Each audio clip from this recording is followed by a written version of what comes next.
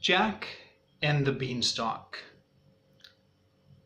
Once upon a time, there was a poor widow who had an only son named Jack and a cow named Milky White.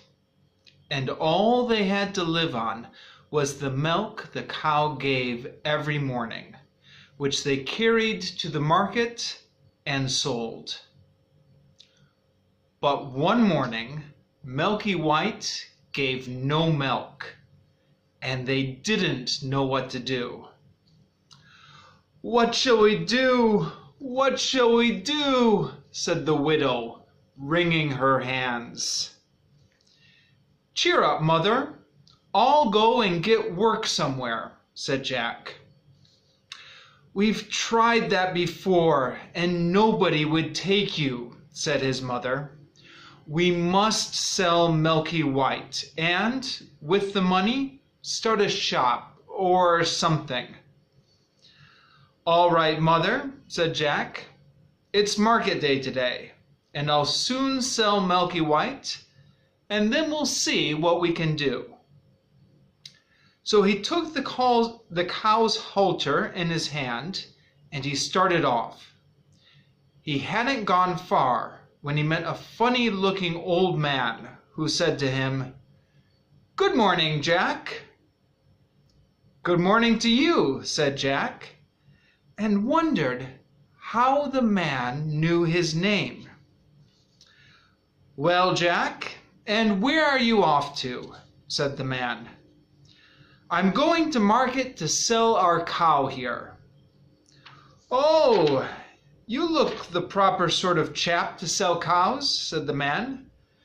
"I wonder if you know how many beans make 5? 2 in each hand and 1 in the mouth," said Jack, as sharp as a needle. "Right you are," said the man, "and here they are, the very beans themselves," he went on, pulling out of his pocket a string of strange-looking beans. "As you are so sharp," he said, "I don't mind doing a swap with you. Your cow for these beans." "Go along," said Jack. "Wouldn't you like it?" "Ah, you don't know what these beans are," said the man. "If you plant them overnight, by morning they grow straight up to the sky." "Really?" said Jack. "You don't say so." "Yes, that is so, and if it doesn't turn out to be true, then you can have your cow back." "Right," said Jack, and handed over Milky White's halter to him, and pocketed the beans. Then Jack went home, and as he hadn't gone very far, it wasn't yet dark by the time he got to his door. "Back already, Jack?" said his mother. "I see you haven't got Milky White. So you've sold her. How much did you get for her?" "You'll never guess, mother," said Jack. "No, you don't say so. Good boy. 5 pounds? 10? 15? No, it can't be 20. I told you that you couldn't guess. What do you say to these beans? They're magical. Plant them overnight and—" "What?" said Jack's mother. "Have you been such a fool, such a dolt, such an idiot as to give away my Milky White, the best milk cow in town and prime beef to boot, for a set of paltry beans?" Jack's mother hit him. "Take that! Take that! Take that! And as for your precious beans, here they go, out of the window. And now, off with you to bed. Not a sip shall you drink and not a bite shall you swallow this very night." So Jack went upstairs to his little room in the attic, and he was very sad and sorry, to be sure, as much for his mother's sake as for the loss of his supper. At last he dropped off to sleep. When he woke up, the room looked so funny. The sun was shining into part of it, and yet all the rest was dark and shady. So Jack jumped up and dressed himself and went to the window. And what do you think he saw? Why, the beans, which his mother had thrown out of the window into the garden, had sprung up into a big beanstalk, which went up and up and up till it reached the sky. So the man had spoken the truth after all. The beanstalk grew up quite close past Jack's window. So all he had to do was to open the window and give a jump onto the beanstalk, which ran up just like a big ladder. So Jack climbed, and he climbed, and he climbed, and he climbed, and he climbed, and he climbed, and he climbed, till at last he reached the sky. And when he got there, he found a long, broad road going as straight as a dart. So he walked along, and he walked along, and he walked along, till he came to a great, big, tall house, and on the doorstep there was a great, big, tall woman. "Good morning, Mom," said Jack, quite polite-like. "Could you be so kind as to give me some breakfast?" For, as you know, he hadn't had anything to eat the night before, and he was as hungry as a hunter. "It's breakfast you want, is it?" said the great, big, tall woman. "Well, it's breakfast you'll be if you don't move off from here. My man is a giant, and there's nothing he likes better than eating boys cooked on toast. You had better be moving on, or he'll soon be coming home, and will eat you up." "Oh, please, Mom, do give me something to eat, Mom. I've had nothing to eat since yesterday morning, really and truly, Mom," said Jack. "I may as well be cooked as die of hunger." Well, the giant's wife was not half so bad after all. So she took Jack into the kitchen and gave him a hunk of bread and cheese and a jug of milk. But Jack hadn't half finished these when thump, thump, thump, the whole house began to tremble with the noise of someone coming. "Goodness gracious me! It's my old man," said the giant's wife. "What on earth shall I do? Come along quick and jump in here." And she bundled Jack into the oven just as the giant came in. He was a big one, to be sure. At his belt he had 3 calves strung up by the heels, and he unhooked them and threw them down on the table and said, "Here, wife, cook me a couple of these for breakfast. Ah, what's this I smell? Fee, fi, fo, fum, I smell the blood of an Englishman. Be he alive or be he dead, I'll have his bones to grind my bread." "Nonsense, dear," said his wife. "You're dreaming. Or perhaps you smell the scraps of that little boy you like so much for yesterday's dinner. Here, you go and have a wash and tidy up, and by the time you come back, your breakfast will be ready for you." So the giant went off, and Jack was just going to jump out of the oven and run away when the woman told him not to move yet. "Wait till he's asleep," she says. "He always has a doze after breakfast." Well, the giant had his breakfast, and after that he went to a big chest and took out of it a couple of bags of gold. And he sat down and counted his money, till at last his head began to nod, and he began to snore, till the whole house shook again.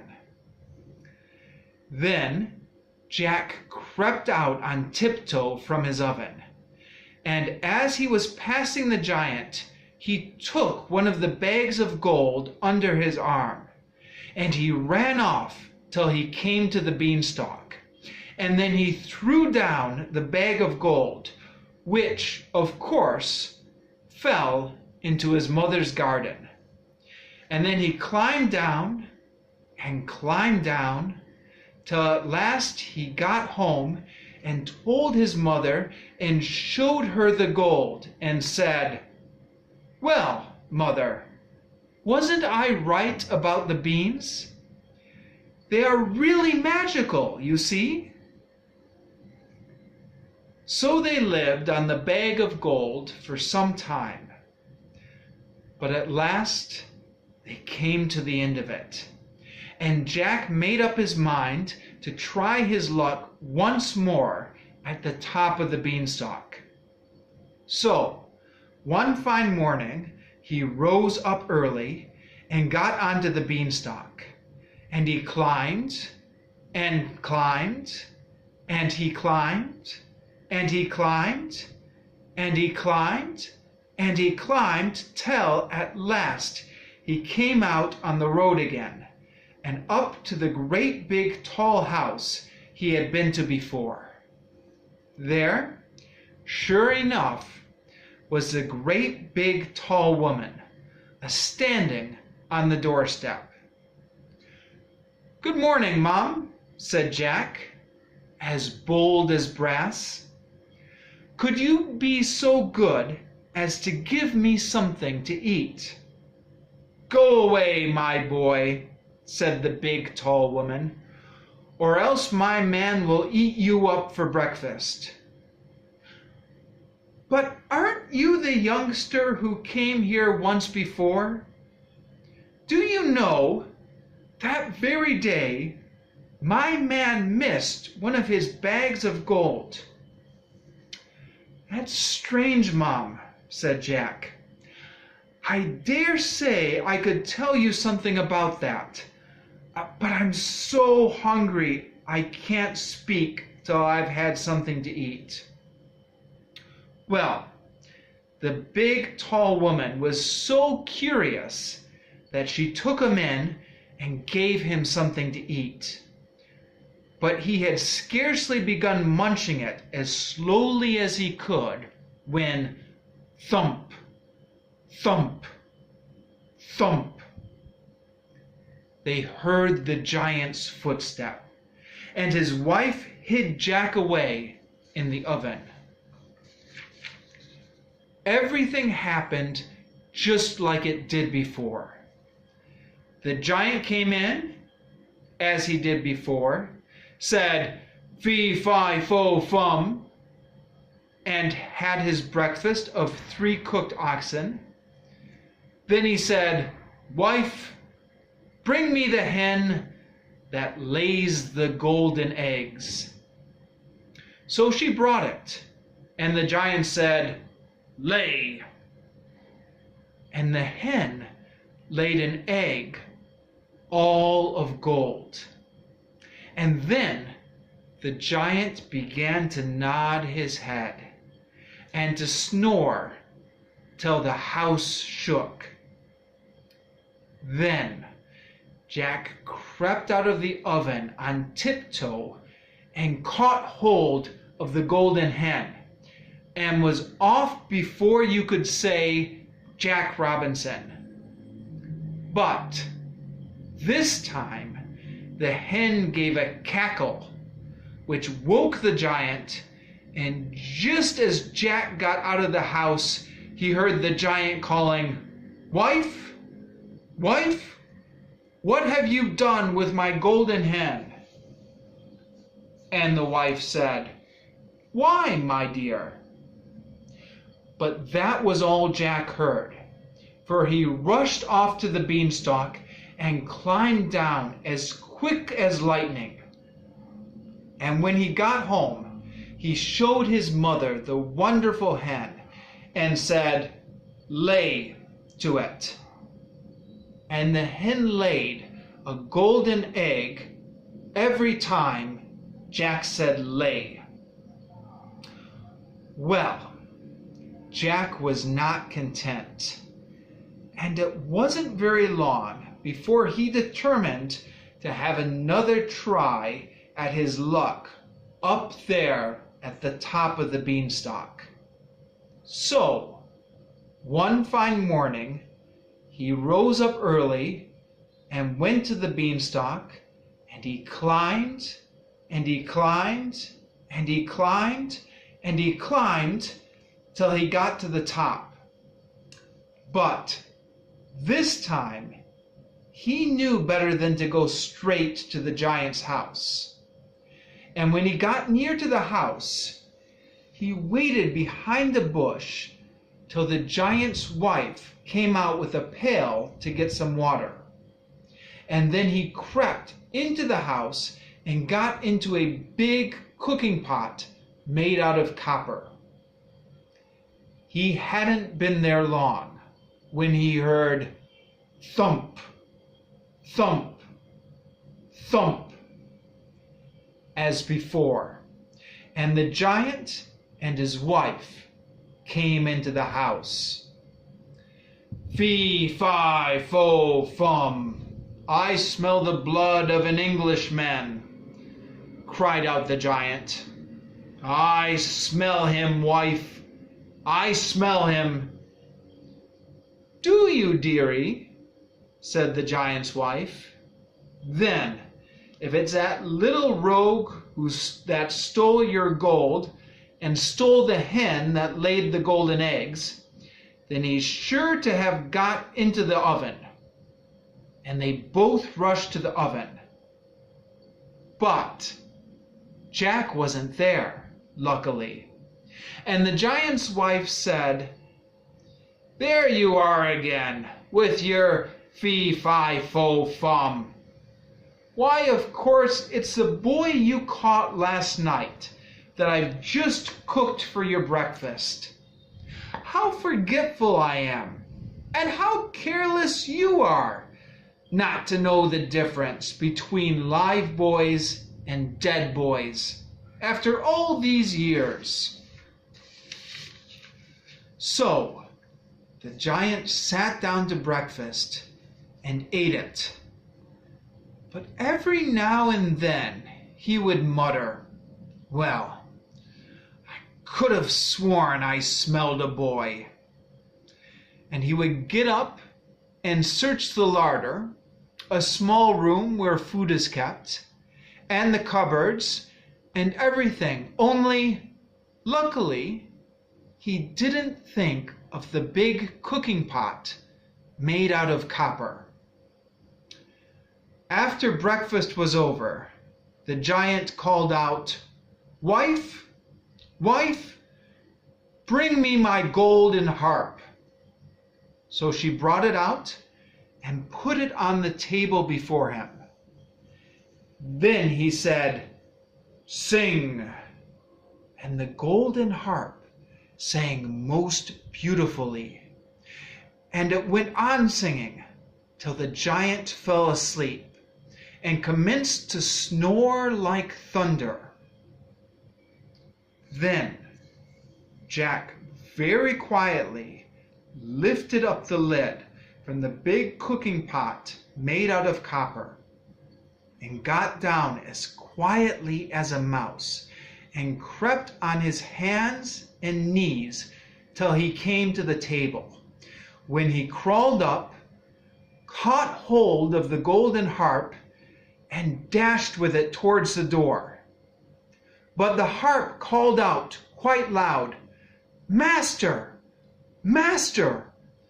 And the giant woke up just in time to see Jack running off with his harp. Jack ran as fast as he could, and the giant came rushing after Jack. And the giant would soon have caught Jack, only Jack started to run faster and also changed directions to dodge the giant. Jack knew where he was going, so he had the advantage. When Jack got to the beanstalk, the giant was not more than 20 yards away. Suddenly, the giant saw Jack disappear, as if he had gone down a hole. And when the giant came to the end of the road, he looked down and saw Jack underneath, climbing down the beanstalk for dear life. Well, the giant didn't like trusting himself to such a thing like a beanstalk. And so at first he stood and waited, so Jack was able to get further away. But then the harp cried out, "Master! Master! Help me! Help me!" And the giant swung himself down onto the beanstalk, which shook with his weight. Down climbed Jack, and the giant climbed after him. By this time, Jack had climbed down and climbed down and climbed down till he was very nearly home. So Jack called out, "Mother! Mother! Bring me an axe! Bring me an axe!" And his mother came rushing out with an axe in her hand. But when she came to the beanstalk, she stood stock still with fright, for there she saw the giant with his legs just through the clouds.